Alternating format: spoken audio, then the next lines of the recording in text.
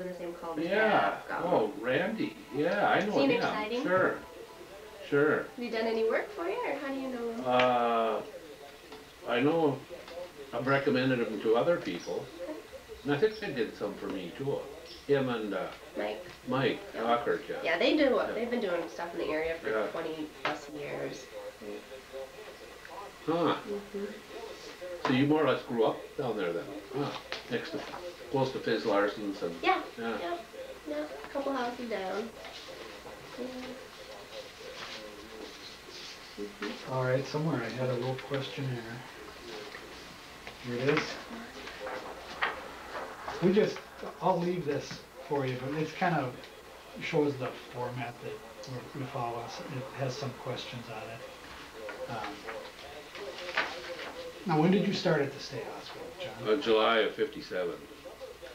57. So that's just when the new buildings were. Right. In fact, the first summer, the recreation crew kind of switched over and helped them set up stuff there, cabinets, and it was a lot of work. You know. Massive. Oh yeah. And you're talking about McBroom and Boswell. McBroom and Boswell, yeah. So most of the summer in '57, I think it was, we spent setting up cabinets and what you can imagine, you know, along with the carpenting crew and everybody that was available. So. Yeah, because they figured 200 patients went into each of those when they opened. So yeah, even the beds, they could put the beds together. Everything, food equipment and beds and. Yeah. So you started off in recreation? Yeah, right. Yeah. Yeah, you spent your whole career then, the same. Well, I finally got into programming, yeah, and then I spent the last 5 years at a group home, so in Moundsville.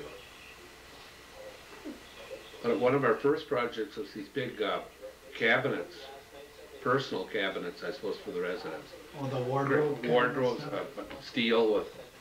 I think it took us 3 hours to do the first one. And then the second week, we were whipping them together fast. So that. How big was the crew then? The population? The crew of people who were working on it. With my crew, or our crew, probably, with summer students, 10. And then it was the carpenter crew and everybody that was available. And then pretty soon they were filled up.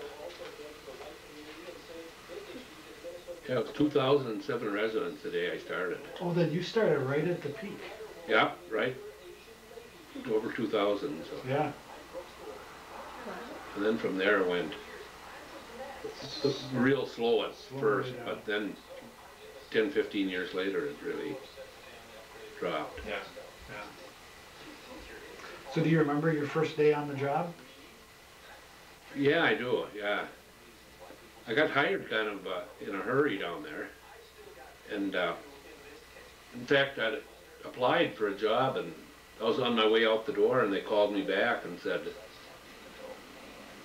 Clarence Casper, who was in charge of recreation, needs someone. Clarence, I know him. Hey, maybe I'll get in here. So I went back and they called Clarence over and we talked. And I've known him. I'd brought ball teams out there and played against the teams. So he said, how about Tuesday? Can you start Tuesday? And what day of the week was this that you were in? It must have been Friday or Thursday. So I was really happy because I thought I'd really like it, this games and sports and stuff. So it must have been Tuesday morning. Then I went up to Maine and they gave me a set of keys. And they said, your first month or two, you'll be in charge of cottage free recreation. Wow, okay. Right out of the blocks. Huh? Okay, well, give it a try. I can come up with a few things, you know. And first of all, I had to find out where cottage free was. I stopped a resident, and he took me down there and just met the people down there, the staff and the residents. It was a tough group to get going. Some of them were pretty gnarly old. Was it geriatric? Half and half, yeah, yeah. And a little ornery, some of the guys. one guy that kind of run one section of it, he was a crippled fellow, gnarly, and his name was Uncle Wiggly. So I went and seen him first because he was kind of the ringleader of the crew. So I said, "You're Uncle Wiggly?" "Yes." "Well, I'm John Becklin, your new recreation guy." "So?" No respect there. "Oh, okay." And then I got talking to him and found out what he liked to do, and which wasn't much, really. But I think he liked cards or checkers or something, so I got him interested in that. And I got to know some of the other guys. And so it went. But so you didn't get a tour or an orientation? Not right away, no, no. They just said, go to Cottage 3. Yeah. Yeah. But I got plenty of tours after. Man, I was all over the grounds. On my own, you know. But I think I worked in every building out there. Which is kind of nice in a way. Yeah. Right. Yeah. Not too much in McBroom and Boswell, more with the ambulatory guys. Because I kind of liked the softball and the dances and ice skating and stuff like that. So did you grow up in the area, John? Yes, right in Cambridge. What did most people then kind of think of the state hospital? And what was your opinion going into it? Actually, I think they relied on it. It was a big boost for the business department, and in fact, my mother worked there, and a lot of relatives and friends, and it really been tough for some families to get by in those days without that, you know, like retired farmers and stuff and their wives and stuff, so it really helped out. Was there a fear of going there? Or It might have been in some cases, but I've been out there and met some of the guys playing ball and stuff, so I really wasn't afraid. And, oh, okay. and there were so darn many good people out there that they're just like friends. The residents? Residents, or yeah, the right. And I knew a lot of the staff too. Like I knew, like in the kitchen, I knew almost the whole kitchen staff, and Mrs. Whalen and that. Sure, sure. So boy, whatever I needed in the line of Snacks and full meals and everything. Man, because they had, I think they had 2,500 meals they had to make, you know, with the staff and the residents.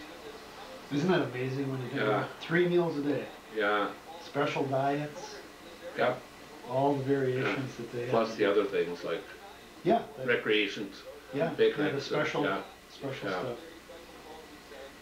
Roger, can you hear the radio? Do you think would you mind turning the radio? Sure. Oh, that's I wonder if fine. it'd make a better. That's a good idea.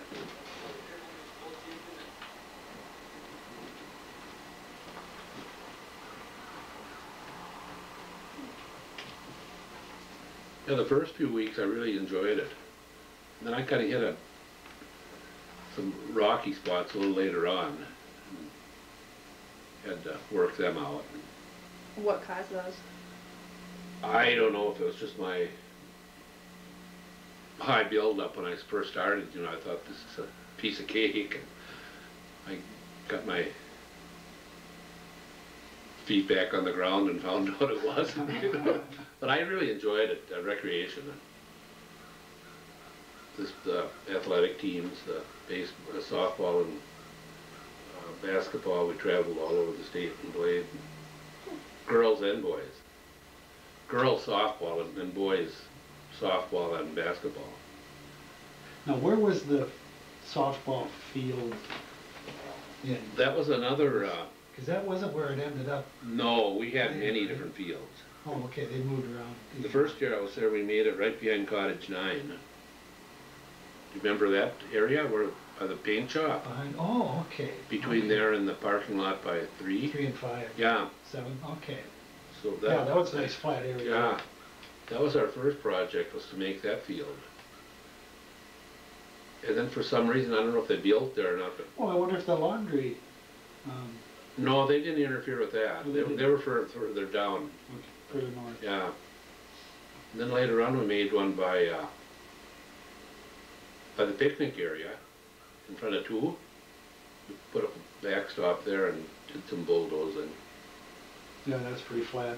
And then the biggest and the latest one was the one behind McBroom Hall. Yeah. Yeah. We had cats and dirt scrapers there and leveled off a field out of, actually it was a cornfield that we made. And then put backstops and. About when was that? Ooh. Probably after the farm closed, right? Because that's probably what was their farmland before. Do you know the date the farm closed? 61, I think the farm closed. It probably was after that. But I know I drove a cat across that little bridge here to haul dirt from the river bottom. Oh, really? For that field, yeah. Ooh. So we did that for 3 weeks, I think, haul dirt. From across the river? Yeah, on that bridge. And I'd never driven cab before. You know how the tracks are? Yeah, you can't steer. The first time across that, and the bridge bounced this far. I thought, oh boy. But it went, it held up. And we had gravel trucks, we hauled Now that had a wood plank. wood planks that with steel construction. Steel top and beams. Okay, now this is the Cambridge Bridge. Is that the one that was moved? This is the Cambridge City Bridge. Yeah. Now is that, someone told me that Cambridge put up a new bridge and the state hospital. Okay, yeah, that got looks the like old it could be. Does that look similar yeah, in the? Yeah, with the metal structure on top and. Oh, it was just like that. Okay. Yeah, the bridge with the state, yeah. Yeah. Yeah. Okay, well then maybe that is true then. That they built a better, the city built a better bridge, and then the state took this one and moved it. And moved it. I can't remember hearing that, but I know the neighbors down here, big dairy farmers, they hauled all their milk across there. Had a road going from back over here and across. They used the state hospital bridge. I mean, Yeah, from their farm they'd haul milk over to the dairy by the main building there every day. huh. Who was that? That was Rookie Olson's dad, Eric Olson family. Sold all their milk to the state hospital for years. Do you remember the farm? Oh yes, yeah. For a treat, I'd take some of my clients. If they'd had a good day, we'd go down there and tour the place, see the animals and talk to the farm help. And they had beef and Mostly dairy and pigs and chickens. But they have the best, wonderful dairy herd. I think one of the tops in this area. Huh. And they had real good residents taking care of the cows. So it was hardly any manure on would hardly touch the floor. Sure, that was their full-time job. Yeah. They was working there. Plus they loved it. It was probably farm kids that, you know, they almost lived with those cows. It was really clean and nice. And then they had a hog production there. I think they'd haul, I don't know if it was 2 loads a week out to the slaughterhouse for pork. Wow. Out west of town they had a slaughterhouse. And haul it back and use it. Yeah. Then it all went. I mean, it helped supply some of the food. Yeah. Stuff. Yeah. Did they do some crops too then, or mostly They had a lot of vegetables, but towards the end they didn't have enough help, and then I think St. Paul would mandate this year you put in 25 acres of rutabagas. And they'd put them in, but then we'd get recreationally get called out to help them. Oh, really? Which is fun. It was a change of pace, yeah. Me and my boys would go out there and pick weeds. And if we got on it early enough in the season so that it wasn't like a mission impossible out there with weeds. Yeah. I remember picking rutabagas in the fall, right behind Memorial Hospital there, Oh, okay. and listening to the World Series game on radio Pittsburgh and New York. Oh, okay. That must have been in '60. Oh boy, don't ask me. Tesh, I'm sure would know that. Yeah. No, there was an apple orchard out in that same general Yeah. area then. Yeah, right out a little further About where east. Riverwood is today. Yeah, right there. A lot of trees, many varieties, and Was it just apples, or were there other cherries? there were grapes, I think. And cherries too, I think. Maybe cherries. I know apples were the main. Or plums, maybe that's what I'm thinking. Yeah, Plum trees. some plums. But Yeah, they were there, I think, into the 70s almost. I bet there's still a few of them there, where the buildings didn't bulldoze. Yeah, maybe. Not too Plant. bad they took them out. Well, Urban tree. progress. Yeah, exactly. Oh, they're beautiful. Oh, they were in the They spring. had all the blossoms. Oh, that must have been so fragrant. adult trees, all different blooms, and Yeah, yeah. I remember that quite well. Good apples too, as I recall. oh yeah, used to spray them, and yeah, I think it broke a lot of the residents' heart when they got rid of the farm. Oh, I'm sure I'm that's sure true. some of them I'm didn't sure last that's long true. after that. That was their whole. Yeah, life. reason for being, Yeah. yeah. Well, John, you gotta tell us about the murder in Cottage 5.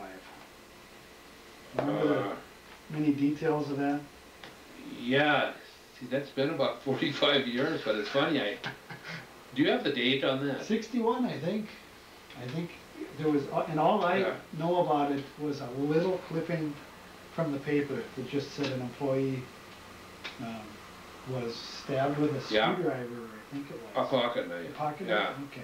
The funniest thing is, I planned a fishing trip with those guys that day.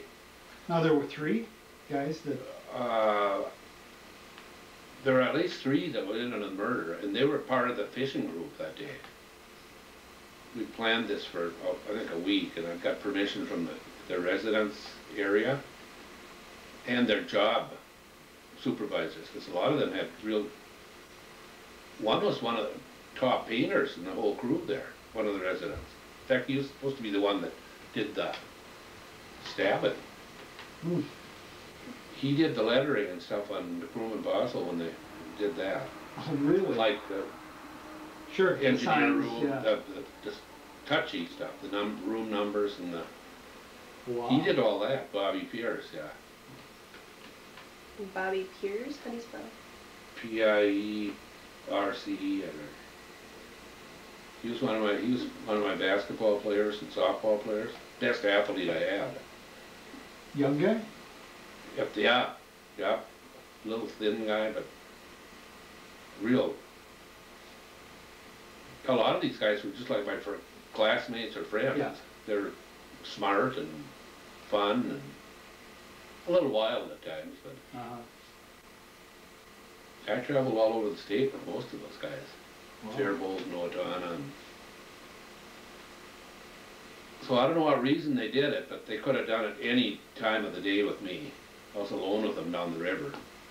We picked up lunch that day and spent the whole day down there fishing. Just on grounds? Yeah, just down probably a half a mile from Cottage 5. That's, Okay.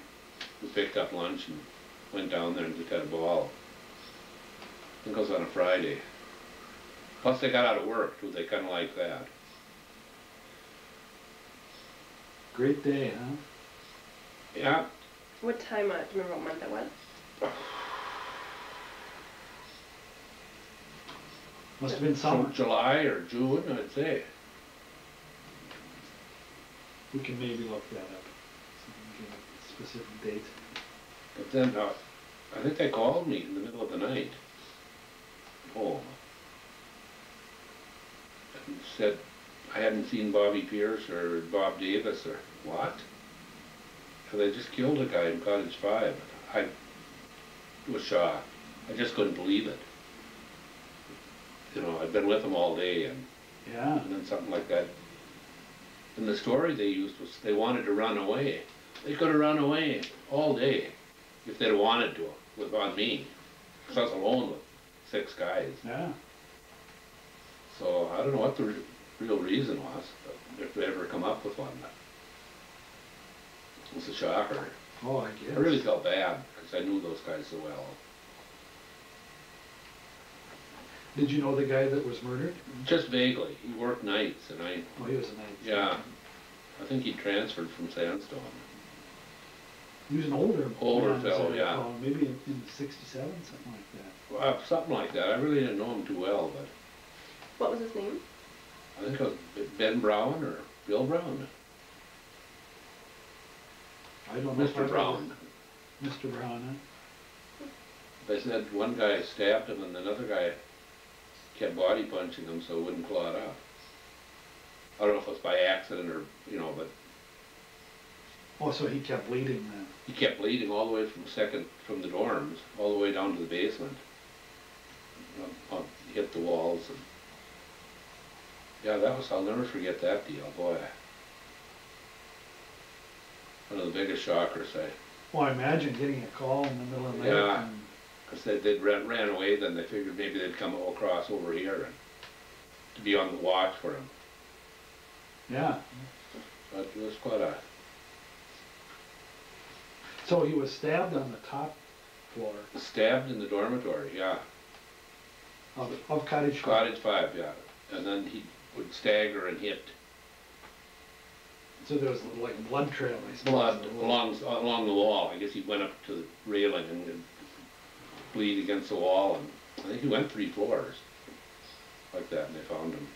Was he the only staff member working at the time then? They probably had 2, but I don't know what, I'm not sure really.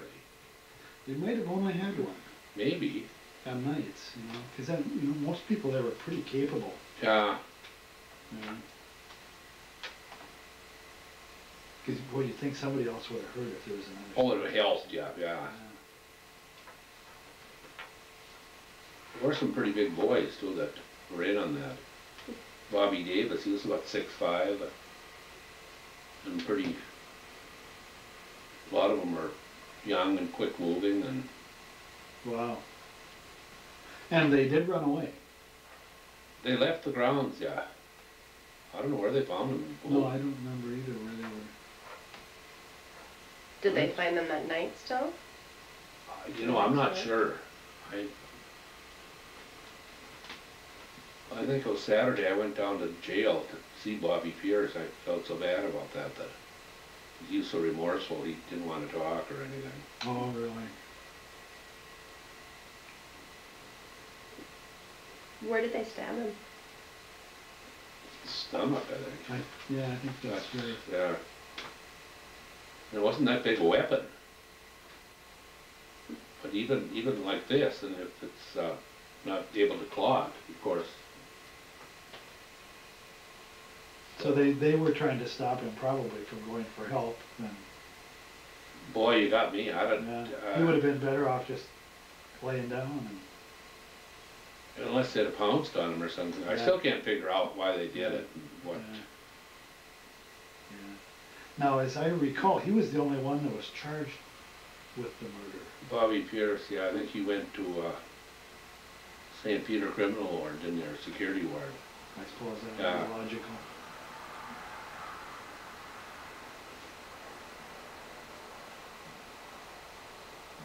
But he was convicted then of... I suppose. I wonder if he would have even years. had to go through the court system, or if it I don't just would know. have been a transfer from one state facility to another. I don't know. What happened to the other guys then?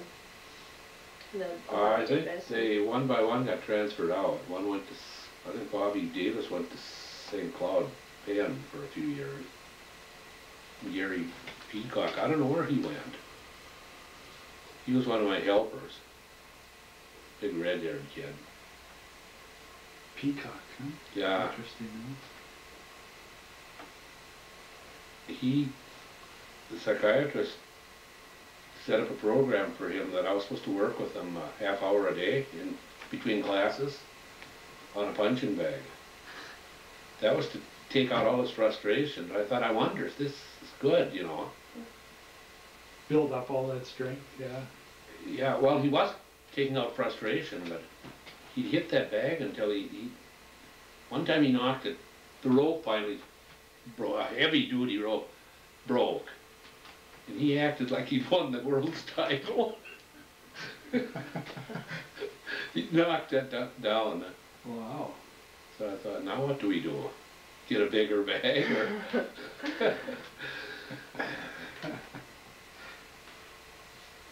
Because he had a kind of a quick temper and was big and. I'll have to tell you a story. This doesn't have anything to do with the murder, but once he was going to run away just for the heck of it. He was on the second floor of 5. He was kind of a nut. So he gets out in his pajamas and pries the lid off the screen off the second floor, slides out, going to pull a quick one on the night watch, slips out, hangs onto the ledge. And then he thought, oh shit, I'm on the second floor. Oops. Whoops, yeah. And he held on until his hands went numb. And finally, can't you just see him? Broke both his, was it one ankle or both of them? Oh. Waddles up and rings the doorbell. The night watch comes. Peacock, what are you doing? Shocked, because he was supposed to be sleeping upstairs. I think he broke one ankle and sprained the other one. So he was. Remember that. If you're ever gonna escape. Don't throw it from the second floor. Get your That bearings straight. Yeah, that would be Or get a quite rope or rough. something. Those were high buildings. Yeah. And it happened to be over the sidewalk, I think. Oh, jeez. But that was Gary Peacock. If anybody in the 2000 would do that, he would. Just a big. That's funny. That's funny. So I lost my helper for a while. Yeah, I guess. Now, was there a consequence for trying to run away? Well, I Not for suppose him, probably, because he was probably laid up. he was sent to the infirmary, I suppose. Yeah, I suppose Yeah. he was. But there were like isolation rooms, right? That people. Oh yeah, Must be yeah. For real bad behavior, there was quiet rooms. Or the coop, as I The think they coops, were yeah. called. Oh, The clients called them, the Yeah. patients called them the coop. I used to go in just to see how it beat, just to be in there. You know, the cement walls, with a little window. Yeah, solid door with a little peek hole in it used sometimes. And I think somebody snuck up and shut the door on me once. And I got a little claustrophobia anyway. Wait till I get you. Now, did they have to stay in there until they behaved, or were they put in for a certain length of time? Do I you think remember? someone determined if it was. Like you're a going day in or- for 2 days or I think so. whatever. rather Unless they than got tough in between times, like pounded on the wall. threw the food in the guy's face, or. Each cottage was gonna run independently at first too. Kinda like, so if you got someone that, I probably shouldn't be saying this. Oh, I think any statute of limitations is pretty well run out by now, John. By the name, my name is John Doe.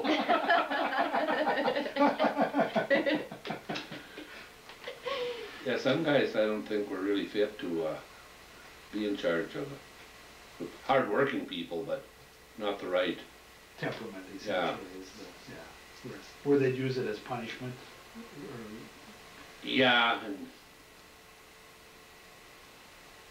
if we ever needed patient advocates, it'd have been them yeah, to yeah, really been with on the. yeah. Putting clients against clients and things like that, I suppose, too. And making sure they got a fair deal and kind of looking into what took place and. Yeah, yeah. There wasn't Although there, you know, a lot of the clients were pretty verbal back then, so they could Verbal and smart, a lot of speak for them. Yeah, themselves. a lot of them got medications for seizures. And, Yeah, well, I had guys working for me that called a little while later, and they had truck lines from Minneapolis to Duluth. once they got their seizures. Once they got under control and got going, and so here's my helper, making twice as much as me. But they're, like I say, a lot of them were, it was really fun to see them and Sure. see that they made good. And I still got guys coming up here. Was that right? After, yeah, All these years, huh? yeah. Well, it's one mainly now, that Kenny Fairwell. You ever know him? I don't think so. Doesn't sound familiar. He's been in an asphalt plant in Shakopee for 32 years, union job. So he's looking at good times. Good time, good Yeah. retirement, He probably. likes to fish and hunt, and he's married. There's a lot of those, you know. Yeah. Not a lot of them, but you know, some of them were like that. Yeah. From the late 50s, early 60s, Yeah. before the medications were really Yeah. around to help control the seizures. And right before I started, one guy had left. And he ended up, he had a music store in Little Falls, where he sold instruments and stuff. Did you know Al Beck? Oh yeah, Yeah. I think he talked to Al. sure. Or what- He was a music person. Yeah. Mm-hmm. Wow. So the guys who committed the murders, they were just epileptics then? Is that? Like Gary Peacock was, no, he wasn't a seizure patient. I suppose he'd be violent and I don't know what you'd call him. What would you call him, Roger? Well, did he have seizures? No, he didn't have seizures, Oh, but probably just had some he needed to be at Lionel Lakes or mild something. Yeah. retardation, Yeah. very, very mild, probably. And under a program where he Yeah. could get his, Yeah. Probably too aggressive. Yeah. To be out. Maybe he had lost his temper real easily or something like that. and he was a menace to his family because he probably beat up. But to be at Cambridge, they had to have a diagnosis of mild retardation Yeah, yeah. after the epileptic colony part was changed. Gee, and then a lot of these guys with real bad seizures, they finally found the medication combination and they're made it. Yep. Boy, it was a mass exodus there. I don't know when that had been, in the 70s, late 70s? Well, that was part of that was the regionalization thing too. Yeah. Brainerd and St. Peter. Yeah. Fergus all opened their own Yeah, facilities for retarded, and if they were from those counties, they ended up going. yeah, we used to see some of them when we went up to play ball and stuff at Brainerd. And we went up to Fergus and, Traveling teams, huh? yeah. So you just played ball with the other facilities then, or did you play with the other town Well, teams? we had, in the interleague, with everybody played, and then we picked the top 15 of them and traveled. But two other state Yeah, facilities. and we had a league. We kept batting averages and records and state championship. Huh. And that was a lot of fun. They really liked that. Do you remember any particular state championships or a particular years that really stand out? But we took, wish I had some of that stuff left. We took it a few times. Was there a traveling trophy, or? I don't believe so. I would have guessed there would. Yeah. I know we had a good basketball team, but you know, Owatonna had the boys home there, and they were like Cambridge High School. And boy, we used to have trouble with them down there. We just couldn't handle them. Hastings, they had Hastings, Faribault, Owatonna, Brainerd. Pretty much all the. Yeah. The Moose girls that, Moose Lake too, or? Was no, That would have been closed by that time, or? no, I don't know if they had that type of resident. Maybe They that's had a what I meant. program, yeah. Yeah. Then the girls, that was in the late 50s and early 60s. There's no state league, but we'd go down to Como Park and play Minnesota Mining girls team. In fact, that was one of their projects, was the Cambridge team. That, Oh, okay. They they supported it, kind of. supported it and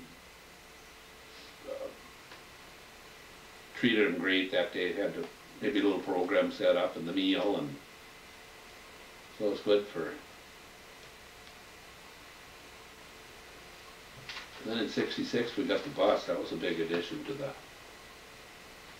activities. The gold bond. Gold bond stamp. At first it sounded like a total farce. Then that was statewide. Norm Sinstelen. Yeah. The one who kind of Yeah. pulled all that together. And then the last, Now, what year was that? Did you say 60? 66 is when we got the bus. 42 passenger, 44. The big blue bus. Chevy, real nice one, the double clutch or double shift, you know. I don't think I didn't miss many towns in Minnesota with that. Drove for a long time. Met Stadium and Duluth and Father Hennepin and Lots of field trips. yeah. Christmas parties in the city, circuses, the state fair. One year I went 5 straight days. Oh. The state fair. And I suppose you had to hang around, so you Well, we had staff. All I did is drive. Yeah, but I mean, Yeah. you still had to Well, be there. I usually took some of the top clients just to go with that day. Sure. Yeah. You still go to the state fair? No. Me neither. Haven't been I there in haven't years. since the kids were little. Probably saw enough of it in your. Yeah, but you'd get to know the route, and they had a parking space ready for us right by the That's nice. right by the midway and what, a band shelter or something. That was right in the center. It couldn't be any better. The guys would have it all set for us. And Boy, that is nice. Did they usher you out then too, so you didn't have to deal with the traffic? no, I think we're more or less on our own, but we could go a little early. And then the staff would meet at a certain time. Never had any problems with anybody getting lost or.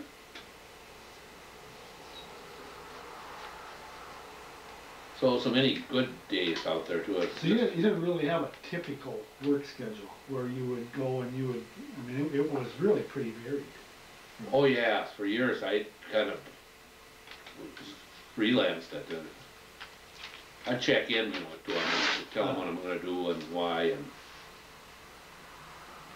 I was real lucky with people appreciating what I was doing, so I got funds for supplies too, and athletic supplies And you knew everybody in the kitchen, so that helped. everybody, Pretty well set. including my mother, What was your mom's name? Helen. That doesn't hurt. Well, I'm through my mom too. I knew those people since I was a little kid. Sure. Mrs. Whalen. Sure. Now, were any of the Boswells still out there when you were there? Yeah, I worked with George. George? Yeah, the parents weren't there. No, they would have been yeah. retired. But George was Marion's son. Yeah, Right? yeah. I worked with him for a couple of years. Okay. And then where did, you know where he went? From here, he had 2-3 jobs. He went out west. And then he come back later to some Catholic foundation or something, and then died. No, he died about 10 years ago. You know, I do remember hearing yeah. that. Yeah. He's pretty young. Because when I heard it, I was thinking it was the original Boswell. Oh no, that's the son. Yeah. And was he a recreation? He that was his major? my supervisor for a while, yeah. What do you think of him? Oh, I liked him. He was a friend. What kind of person was he? Well, he kind of a loner, but he's friendly and, you know, guy. But he was your supervisor at the time? Or Well, was he a- Clarence Casper was to start with. And then George was later. And then Don Hanson. And then a bunch of more to it. Charlie Phillips and Oh boy, I hardly remember him. remember Yes, Phillips? Yeah, very Yeah. short time though. Yeah, yeah. Joe Neese for a while. You know Joe, I suppose, huh? Now that name I can't place. Oh, What's the last name? Neese. Nees, no? He just died a couple of years ago. He taught his baseball coach at St. Louis Park, or Spring Lake Park, and lived out here in Oh, that okay. Morella Estates. And many more too. Jim Upton from Anoka. Did you know him? I know the name, but I don't think I knew him. You know Tommy Bettendorf. Oh, yes. Yeah. Yes, The guy that bought the hardware Hank in Isan, his name is Bettendorf, and he's from St. Cloud. Ah, So I went and talked to him. He talked to all his relatives, and they didn't. There's so many of them out there. It's like Olsen here. oh, okay. Yeah, it's Dutch or something, isn't it? Oh, it's German. Is it German? Yeah. Yeah. Yeah, and then once you get into the 70s and 80s, the day programs started, and then, so now in the 70s, you still had recreation though, for a while, didn't you? Before you moved into the day program? I can't remember really what the date was there. Well, when Charlie Turnbull came back and all the reorganization for structured program services, is that when you moved to, or did you stay in recreation? You know, I can't remember the dates back And that was 73 when all that occurred. And I was the structured program services director. I think we had, I think I had sports and stuff into the 70s, Yeah, that's what I was Yeah. thinking too. like traveling team and stuff. But Yeah. then Because we still had an evening recreation yeah, program. Harley Holiday. yeah, yeah. I flooded skating rinks too for a few years. We used to have night skating, and did you ever see that?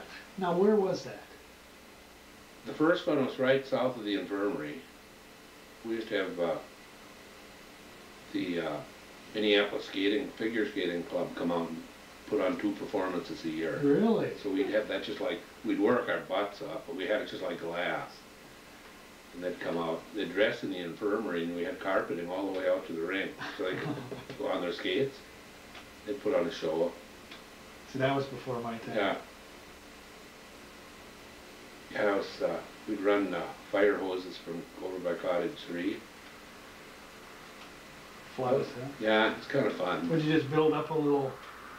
We built it up, and one of the residents was real good to start getting a base with a fire hose, garden hose. Oh, okay.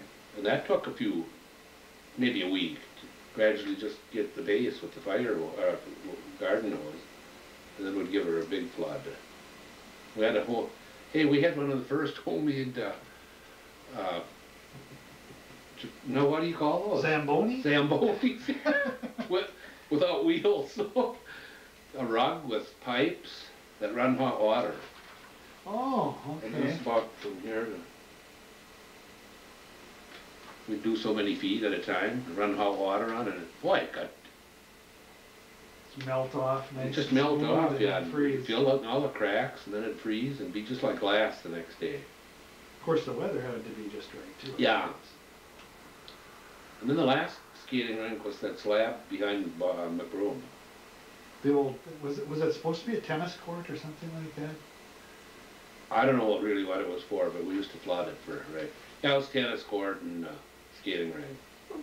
Did you have hockey teams then, or was it just No. skating? Just, Recreational. yeah, skating. Used to run cords out and have Music tapes, games. yeah. That never did go over real good though. See, a lot of the better residents had worked pretty hard during the day at the laundry or the paint shop or So they were tired after supper. We used to have hot chocolate and cookies and stuff like that. It was a lot of work just to get it ready, but Oh, I bet. it really didn't pan out too good. Yeah, probably a few injuries from that too, I would guess. That's always a risky sport. Ice Yeah. skating. You know what was really risky was roller skating up in Rush City though. Oh, yes. Yeah. There wasn't a roller skating rink in Cambridge then? No. There wasn't until very recently. We used to take our busload up to Rush City and The place that's a church now, right? Was it kind that of rink or was Moulton, it? right west of town. It's on 7, when you come from Cambridge, I the don't Rush Point know. Road. It was from Grandy to Rush City, just when you got to Rush City, Yep. on the Yep. north side of the road. That Yep. was the rink. Okay. They loved it, but some of the we didn't have enough staff really for we had a few broken ankles and a couple of broken arms and Just from falls. yeah. How often would you guys go up there? Oh, no certain schedule. Probably 2-3 times a year.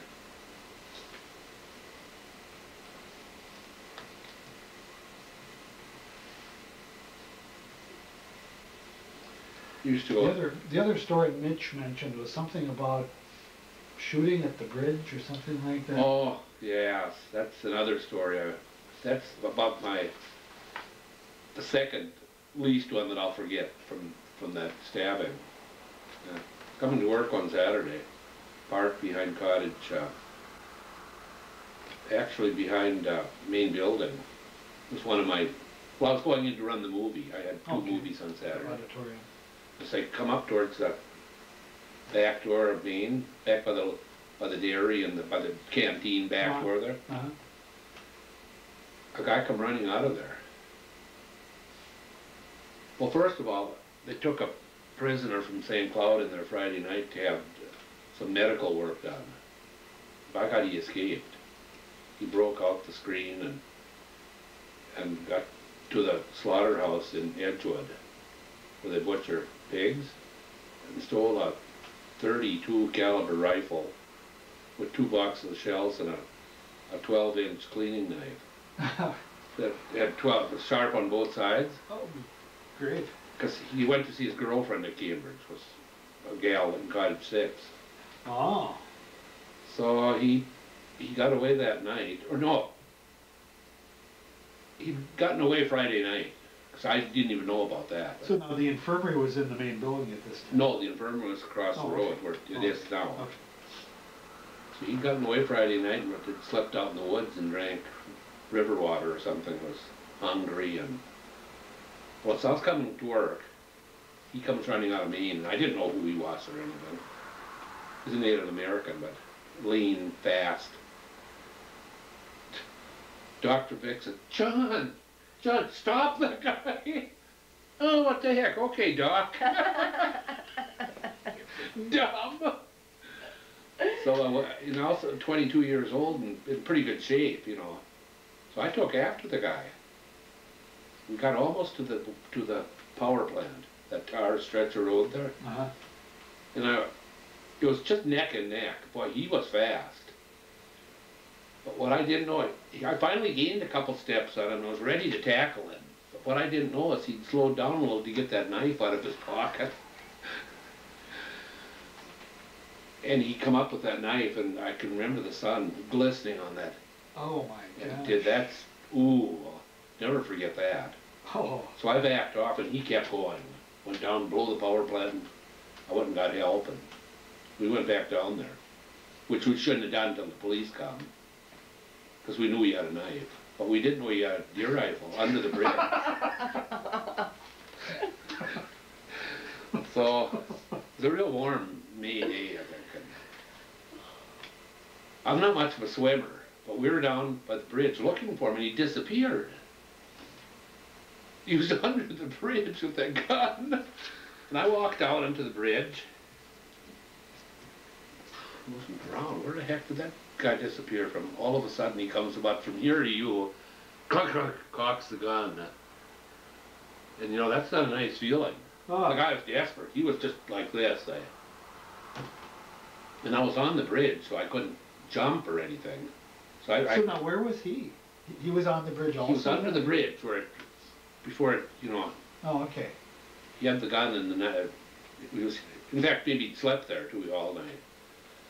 So the first thing I did was, we're not armed. Well, come on, pal, don't do anything rash, you know. Yeah, I got 2 kids and a wife. But anyway, So he listened to that? I put my arms up so he knew I wasn't going to pull anything. And then I stepped back a little just to get away from the bridge, so I was going to go into the river if he cocked or pull it.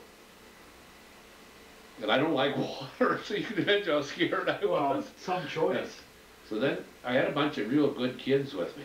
Leo Brooks, he was like a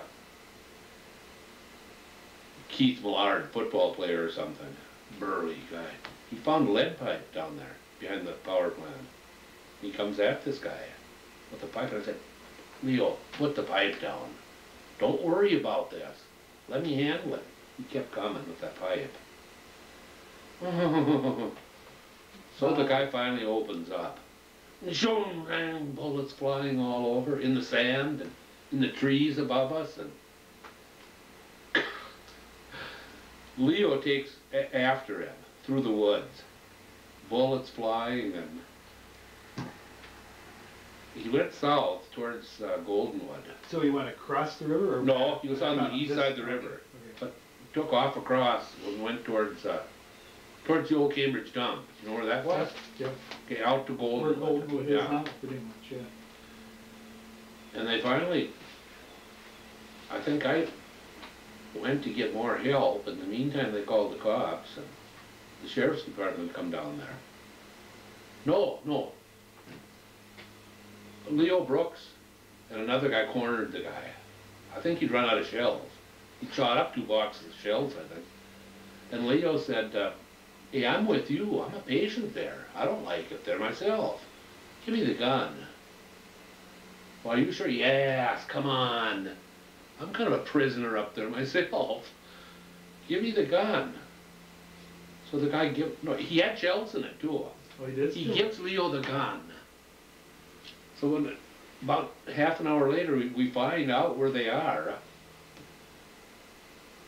And there was an opening there, and here the prisoner was. And there was Leo with the gun. Say, Leo, what's going on? And so Leo goes, bam, bam, bam, bam, bam. You're kidding. No, he started shooting just to be funny. Oh. To celebrate, you know. He wasn't trying to hit. Oh, okay. He was a pal. So, then the sheriff come and handcuffed the guy and took him. That was quite a day. Wow. Man, it was hot. And we were running through brush and mosquitoes, and now it'd kill a guy if you're a little older. Now the guy had his girlfriend there, and that's, see, it's always a girl involved that gets you in trouble. No. Yeah, I knew the girl too. She was a pretty good girl. She was from this area up in Redwood Falls, or Red Lake area. Yeah. Reservation. So I don't know whatever happened to him. I wonder. How long do you think it took? Like from when you first saw him running out to when he was... Well, it was right before noon when it started, and I bet it was 4:35 by the time. Of course, I wasn't chasing the whole time. Wow, that is an adventure, John. Yeah, I'll never forget that. And then I get home. How far from him were you when he pulled that knife, would you guess? Well, I was ready to dive on him like catching a football player. So close. Close. I was ready to pounce. Yeah. But that thing, ooh, the thing glistened in the sun like, and I put the brakes on. Yeah. That scared me worse than the gun. When he cocked the rifle. That didn't scare me as much as that darn knife. You know, Winston Churchill said there's nothing more exhilarating than being shot at and missed. So Oh, yeah. that's kind of... How about stabbed and not killed? Same idea, same idea. It was really a vicious weapon. That's for sticking pigs. It was 12 inches. Which is a long knife. And sharp, razor sharp on both sides. So you could cut So he had it. it tucked in his... Must have had it in his coat or pants or something, because just reaching in, slowing him up enough, so I... Wow, boy, a little different timing, and it could be a whole different Yeah, story. different too. Because the guy was desperate. He was running out of gas, so by 5 o'clock he was thirsty, and he'd been drinking river water, and he was muddy, and he was a mess. I mean, really a mess. So this Leo fellow kind of ended up being a hero for the... He was kind of pretty sharp, him and another guy. Convinced him that they didn't have it so hot neither. No, Leo didn't have any fear. He'd go into a... Well, apparently not if he's chasing a guy with a gun with a pipe. That's not good odds. He was on my softball team too, Leo. One time we were playing ball, and this one guy from North Branch kept blocking the base. I said, Leo, it's not nice, but you got so many feet there, that's yours. You take it.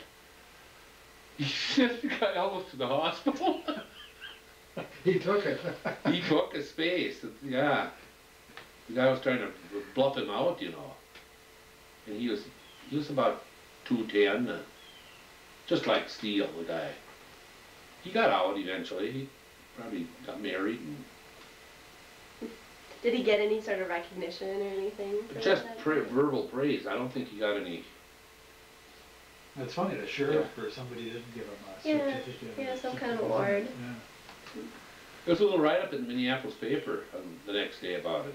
And they did get kind of praised, the two guys. What, do you remember the name of the other guy? No, I don't. It made George Boswell look like a couple of cowards. Well, we did our share, I'll tell you. It wasn't, but... And then to top it all off, Roger, I got home just famished. I'll bet. Dirty, tired, hot, and I was going to go have a beer, and Joyce gives me the news my uncle had just gotten killed that afternoon. He was 51 years old, or 49. So same after we were chasing that guy, he'd get killed in a car accident by Holiday Station in town. Wow, what a day. Yeah, but... I guess we don't have to ask him about memorable. No. You got a couple of good ones. You wouldn't still have the write-up, would you? Oh, no. That would be tough to track down too, I suppose it was just a little... You'd think it would have made the local paper. It was kind of a big article in the Minneapolis Morning. Pretty decent. So if we could narrow in on a date, we could maybe find I think they'd have it at the Minnesota Historical I wonder if the Sheriff's Department would have or don't they keep record of... probably only a certain few Yeah. years. You don't remember the day or date? I can look that up and Oh, find out when yeah. my uncle died. Yeah. That would help, 'cause Yeah. then we could track it down. Mhm. That would be And interesting. Yeah. the local paper. You said you thought it was May. I believe so. But this was Minneapolis that the write-up was. Yeah. So, But you'd think they'd also have Yeah. something local, but could check them both out. Yeah, if we had a date, that would make it Yeah. much, much easier. because they have files on all Minneapolis dailies, don't they? Yeah, that's on, Yeah. on photocopies Yeah. or microfiche or, yeah. Right down at the... Yeah, Regional Office. Library can Oh, okay. Huh. probably has it. If we knew the date, boy, without a date though. Yeah, it'd be hard. Yeah. So all in all, how did you like working there? Oh, most of it I wouldn't have done anything else. I would, close to home. I knew the people, liked the residents in most cases, really. And close to home, and my wife worked in personnel there, and my mother worked there, and my kids, when they were 15, they got jobs there. So it just part of our family's life, really. Yeah, yeah. So I When really... was your last day? My last day, well, I had rotator cuff surgery, and I used my sick leave with the last 3 months to rehab. February of 91, I think. Had surgery in October. About the same time Norbert retired, I think. Oh, Of course, you weren't there anymore. no. I put 5 years in down there. What were you 90 or doing? 91 was it? I think Norbert was 91. Oh, But, we just happened to hit that window where 35 years of service and 55 years of age, you get Rule of 80. the real rule of 90. Rule of 90, yeah. And you get the insurance, and the paid until you're 60. Oh, it just, for both of us, we couldn't have hit it any luckier. If you'd have drawn it up in a wish list, you couldn't have gotten any better deal. Another thing I'll never forget is we're at a Met Stadium playing St. Louis Rams. 20 below, wind chill. Just bitter cold. Ah, yes. We got to the car and Ross, where the hell's Russell Huckala? Uh-oh. And it's what, 50,000 people? Oh boy. My gosh. And I was so cold, I was actually crying, I think. I was just, Yeah. and I looked up in the crowd, here comes Russell right to the car. Oh. I gave him a big hug. Oh. That would be traumatic, Yeah, losing someone in it that wouldn't have crowd. been life-threatening or anything, but it was painful. Yeah. Well, close to it though with hypothermia. Yeah. You know, because boy, I've been. He's a good guy though. He was ground screw worker. Did he just get separated? Just got lost, yeah, but he had an idea where the car was. Out of 50 acres of cars. And, Hallelujah. yeah, it was a lot of good times there. What would you say were some of your major challenges? Kind of like if I'd have a program going and then I'd get a different group of residents, different interests and abilities and likes and Lots of changes over the years. yeah.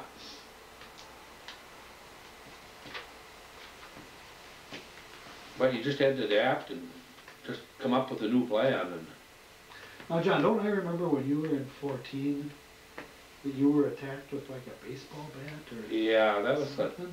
a croquet mallet. Croquet mallet. Yeah. That's what it was. Yeah. Well, I lucked out that time. Well, I seen a shadow coming and put up my hand, and Johnny Magnuson got me right on the. In fact, it's still swollen.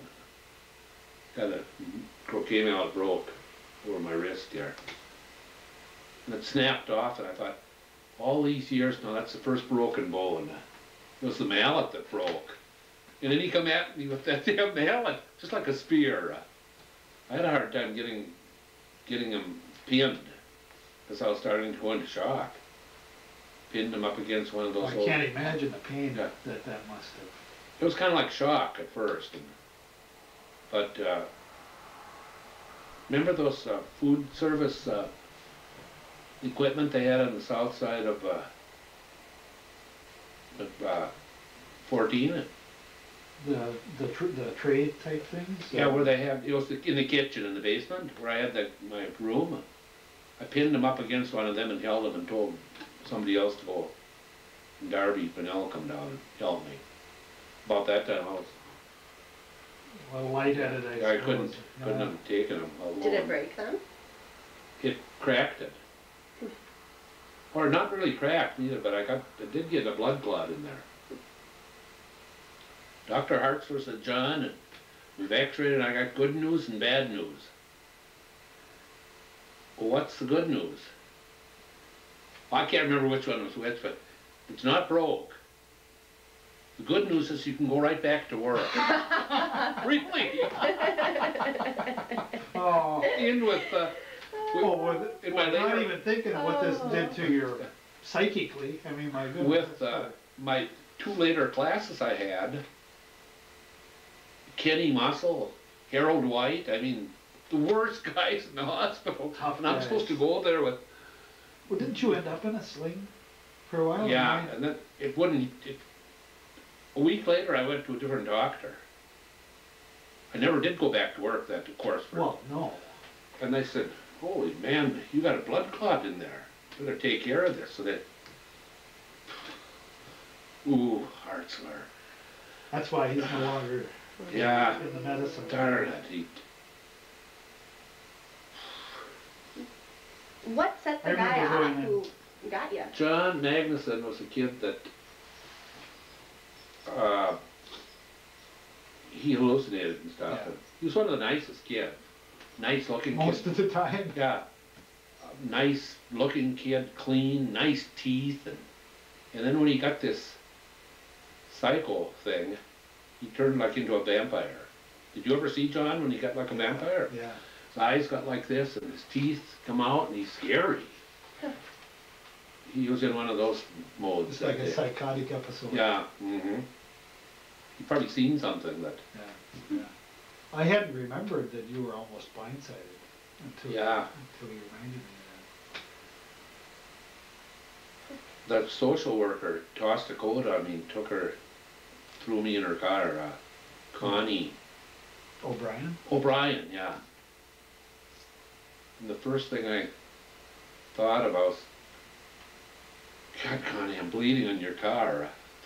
That's the only thing I was worried about. Yeah, John bit me too.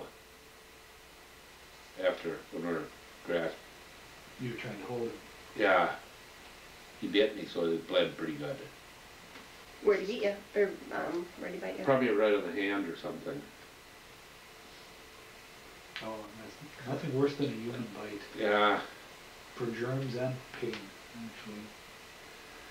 So do you know what they called John after that? Jaws Magnuson. Jaws. And I think that stuck with it for quite a Yeah. while.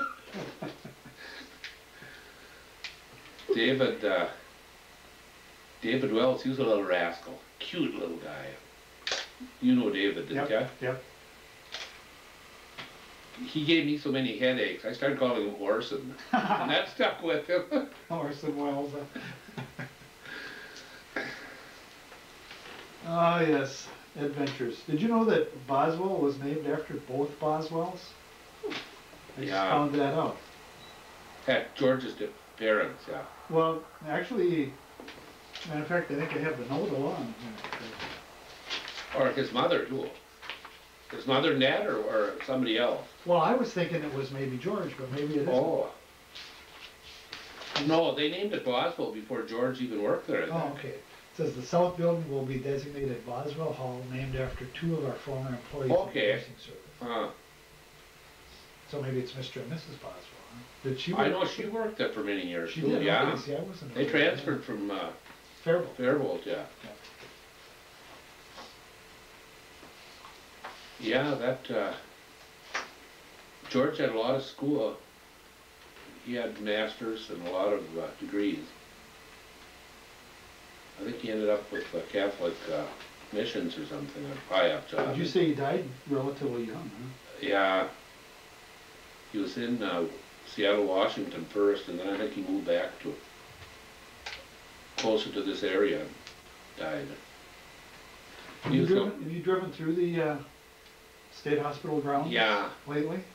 What do you think? Well, you know, at first, you know, I really felt bad when I went there, when it wasn't kept up and stuff. Go by 14, pigweeds growing up over the windows, and I really felt bad about that. So I kind of think it's better now. I don't feel quite Rather than just letting it go letting to it heck, deteriorate yeah, more and more? yeah. Another funny thing, Raj, I had a bike club and we used to have bike repair and stuff, so we went down to Sylvester Lumber. You know, I told them our story. We didn't have any money and we needed, could we get it on payments? And you don't happen to know Sylvester Brothers, do you? Yeah. Just of them. Oh. I don't know them. Bib overalls and gruff and great guys. He said, yeah, what do you need? Well, a 36 by 28, and then our guys down there, the Bob Lysdahl and, you know, the crew, they'll put it up. Yeah, we'll dump the supplies, the nails and everything down there. So he takes out an old envelope and makes out a contract. Becklin State Hospital. $18 a month or something we paid, or 28. He said, now if this is for the employees, I'd tell them to go to plumb to hell, but it's for the residents. And I see that standing yet. No, so that's the shelter you're talking about? That tin shed back there. Oh, yes, that's still there. It's gone through tornadoes and a tree fell on it. That darn thing still stands. Yeah. Unless they've done away with it lately. Well, you know, I guess I haven't looked back there lately. In fact, Well, maybe when they did 14, maybe they took that too. They might have. They might have. Yeah, we used it for storage Yeah. and Yeah. recycling paper. They Yeah. stored back there for years. Yeah. Oh, so that's where that came from. Yeah, back in the 60s.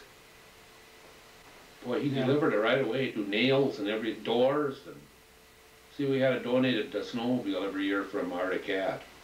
So we put 2 doors on, we could travel through without. That was another nice deal. Arctic Cat gave us a new one every fall. And then we'd have to return it in March. Return the old one, and then next Yeah. year they give you a new one. Was that for the employees or for the? No, strictly patients, yeah. And if we ever had the least bit of trouble with it, I'd call the guy in Ogilvie, and they'd drop whatever they're doing and come and get it. For publicity, I suppose, you know, they wanted that. Yeah. That is nice. So that a lot of the churches and businesses really helped make that a success, I think, our department. With their A lot of kindness donations. and help and Yeah, coming up, putting on programs. Yes, Yeah, lots of yeah. different groups did that. Do you remember the Gray Ladies? gas. Did they pretty much just run the canteen? Joyce used to work with them a lot. For a while, I think they did, yeah. I was wondering if they did other things too, or if that was kind of I don't know their for sure. their main focus. But they were just volunteers from the community. Yeah, and other towns too, like Princeton and. Yeah, it's been tough to do it without some of these groups, financially and physically. Yeah, yeah. And they really open their hearts up to the residents.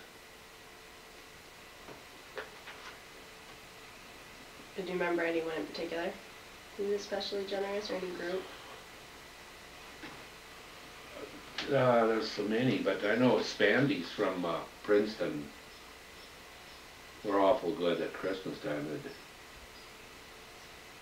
We'd take patients shopping over there, and they'd have a lunch for them, and went out of their way, you know.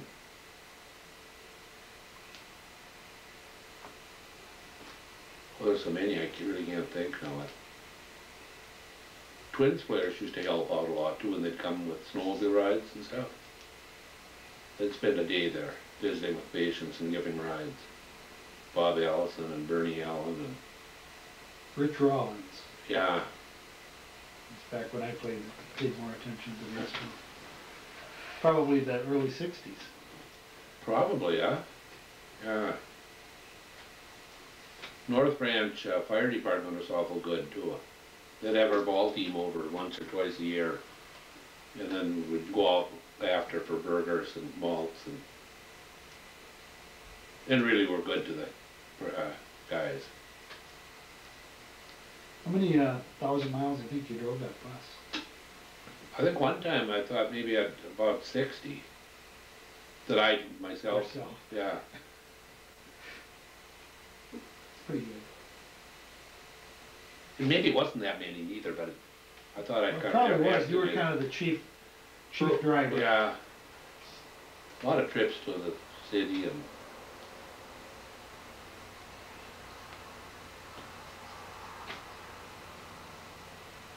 And the old movies, I enjoyed them too. The projection booth, Saturdays, that was for 20 years, I think. Was that 16 millimeter? Started out with the 32, the big one. 35. 35, yeah, the wide, with the big canisters. Yeah, big canisters. Yeah, it'd take two of us to carry the film up there. And then Don Wilson helped me set a TV set up there for Saturday afternoon games. Oh. Crawled up in the ceiling and put rabbit ears. I'd be watching the movie with one eye and watching the Gophers with the other. And then of course all my helpers, they'd be up there watching the game too. Cared more about the game than the movie, apparently, huh? They'd help set up chairs after and maybe sweep if they needed it. You did that for 16 years, is that what you said? Oh, it must have been 20. 20? 1 o'clock Saturday and 7 o'clock at night. 2 movies. Different movies then? No, same movie, but just show it twice. The South Wards would go in the afternoon, and then the working residents would go at night. And they'd fill it up. Both times, usually. Which is a lot of people. Yeah. And that auditorium could hold, what do you think, Yeah. 500? I was going to say 500. Yeah. And then I was plenty staff with them, you know, so all I did is run the movies and clean up after. And Sounds like your job was almost 6 days a week. no, I had staggered days off for a while, and I really liked that. Probably usually had Sunday off and then... No, I had basketball and stuff Sundays. Oh, okay. Yeah. Unless something special come up, like a wedding or birthday party or something, then Lyndon would work for me.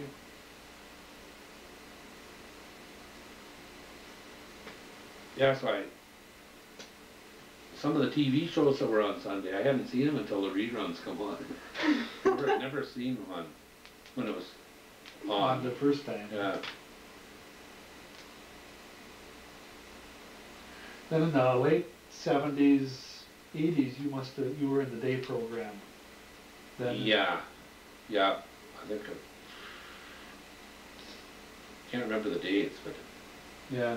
Well, I'm not sure either, because I know the day program started in '73, but I don't think you were in it right away. I think the recreation department stayed separate. Maybe for a while, huh? Did the evenings and weekends yeah. thing, yeah.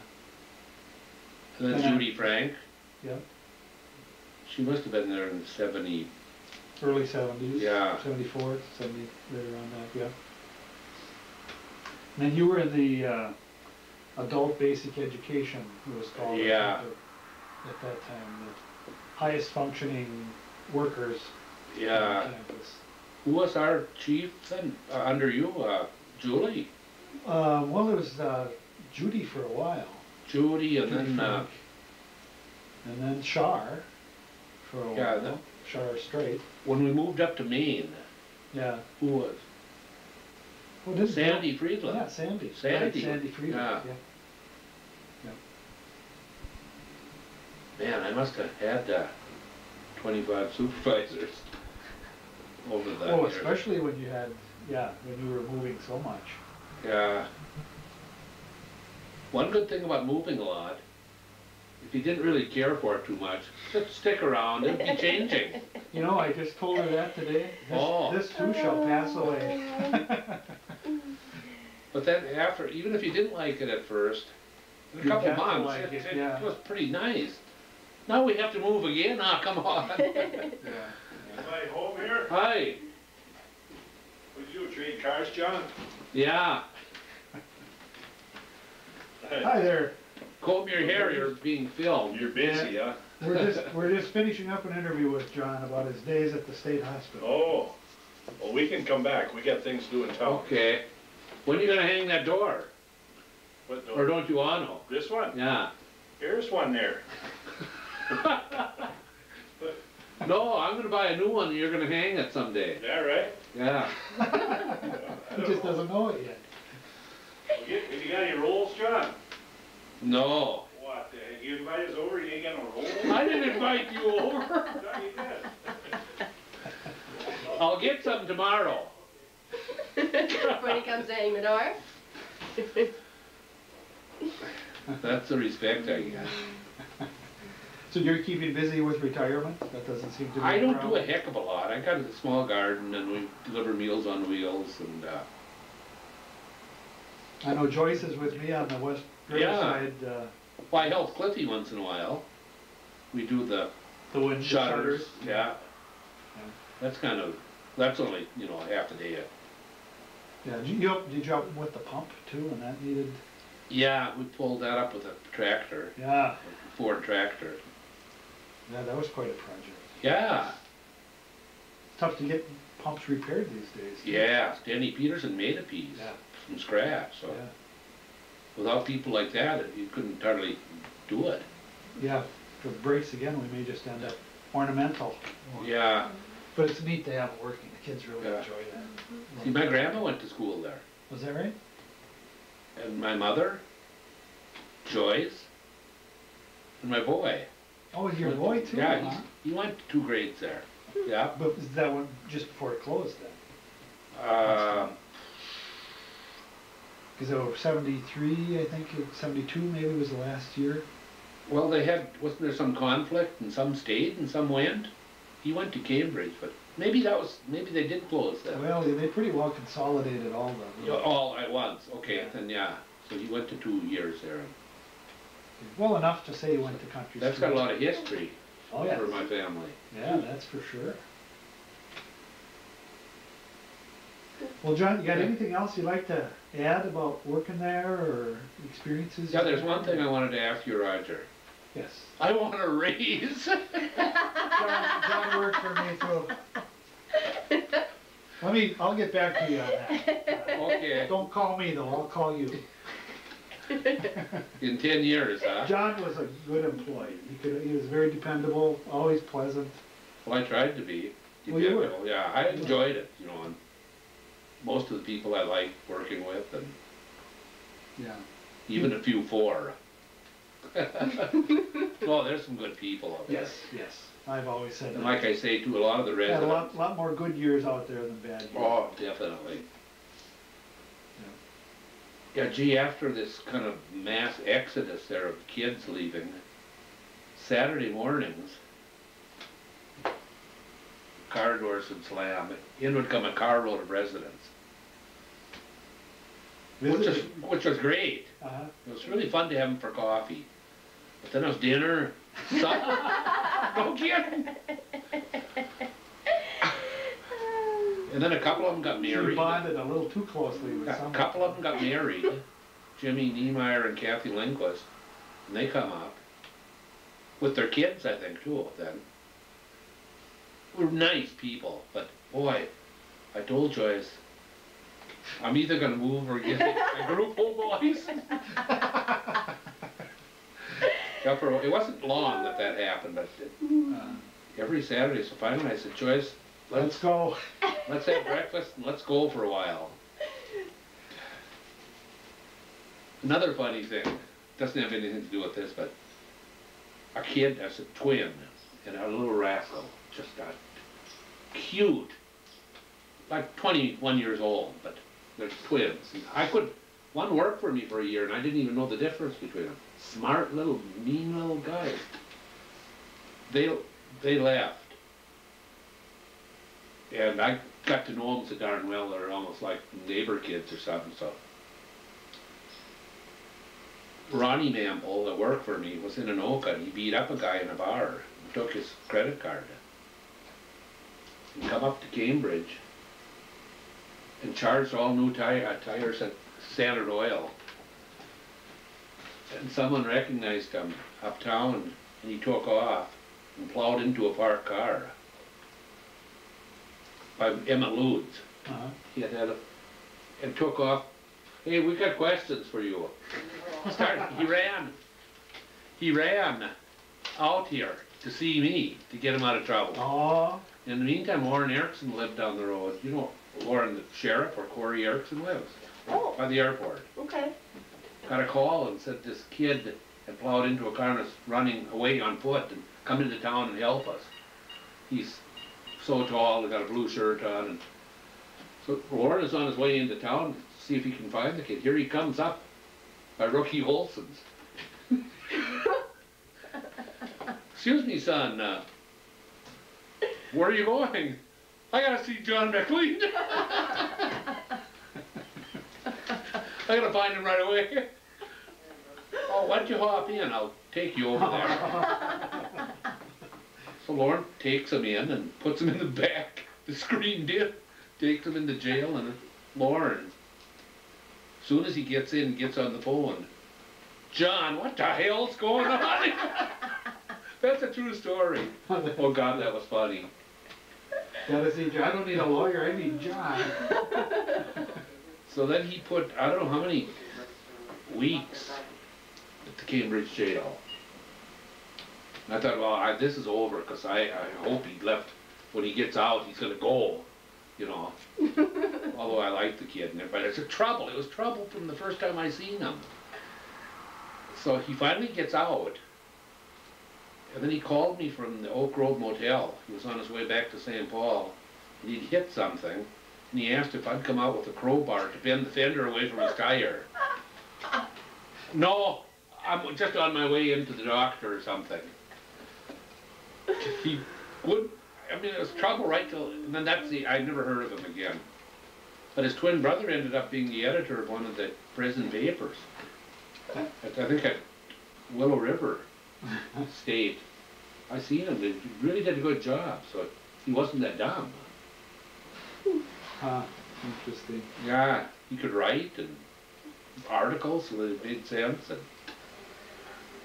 it's guys like that I wonder, it'd be fun to look into and see what did happen to what happened.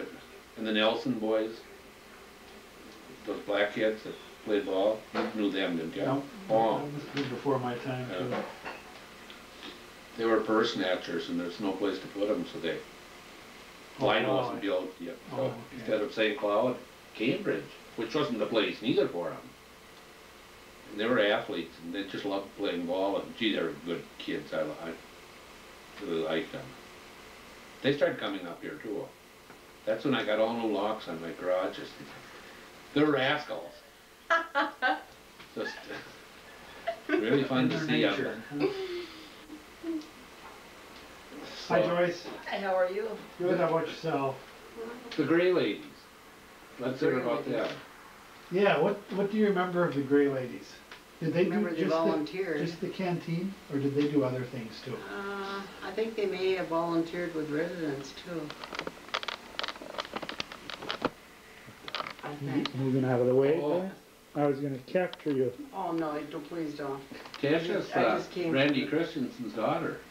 Oh, Down okay. here. Yeah, all right. I do Yeah. know Randy, I don't know Yeah. I do, but. She works at the Star, Okay, Yeah. Cambridge Star. Yeah. So, So do you remember, you think they volunteered with clients also and ran the canteen? The little articles I've seen were pretty much just related to canteen type of activities, it but seems to me they did other stuff there too. The Gray Ladies. Didn't that? Mrs. Corona was one of them. well, did you coordinate the canteen for, The Quite a while. canteen, well, I worked in volunteer services when the canteen's going oh, on. okay. Yeah. And that was the, It was- late 50s? Let's see, to start with, let's see, I started in about 58, no, 59. And then they were it was under Norm Sinstlen, you know, Okay. and it was mainly staffed by volunteers. I did the ordering and stuff like that for the canteen. We used to have a lot of stuff, you know, we carried. Was that in there. still in the south end of the It was basement? in the south end, yeah. They had taken that room, the auxiliary, and fixed it up, you know, decorated it. And they went in shopping, I think it was 3 days a week, Tuesday, Wednesday, and Thursday. They had cottages scheduled to go in. And then volunteers staffed it. And the auxiliary was, you know, anything that was made or something, the auxiliary turned back to the state in Yeah, some type of thing, yeah. yeah, and then I think probably folks like John probably benefited from that. with Yeah, I the think they did a lot donations. from, for the recreation Yeah. department and Who was that donated a lot to bike club, or I wouldn't have been able to do that. that was a parent group, wasn't it? Was it a lady though, Mrs. Heddenstrom? And she never worked there. She gave me a big check once. That was local people that donated for that, for bike parts and stuff. Oh, that's nice, isn't And then we had a program where troubled kids from high school would That was the lady. come and fix bikes for the residents. So we had a little shop with parts and They were in junior high kids, weren't they? yeah. it? You know, there's so much of that that's missing, like the shoe shop. You know, there's Yeah. just no record or anything that there was an entire shop there just Yeah, devoted yeah. for shoes. Yeah, Gene Orchestrom had it, and then, Larry Al Erickson. Cloche, wasn't he a Al shoemaker? Cloche and Larry Erickson. Al Cloche, I think Orchestrom was at the And Gene Cloche. Okerstrom. Boy, that name is familiar. Yeah. Gertrude worked in the sewing room, his wife, for many years, for quite a few years. Yeah, there was an entire floor that was devoted just to sewing. Yeah, yeah, sewing and marking laundry and, Yeah. isn't that something? Yeah, yeah, Then they had that donated clothing room, remember that? yeah, in the administration building there. A vegetable peeling room with all the equipment. We saw that, I showed Oh, that did to ya? Mm. Well, that- Natasha before it got, with this massive Yeah, oh, stainless steel. That's all tore down, isn't it? Oh, yeah, this was, Yeah, this oh, was bad, oh, last yeah. fall. And how before big it- those refrigerators were? Yeah, Yeah. and the miles of tunnels. You never did see them, I bet, huh? No, I did. I Oh. got the tour. What was it, about a Yeah, year ago? you got, year and a half ago? film of the tunnels, haven't you, before you were, Well, you and your son or slides, something? yeah, Yeah, yeah. yeah. Gee, we Matter used of the fact, tunnels a lot. you should get out to the Historical Society and see that. Yeah, we were gonna go to the picnic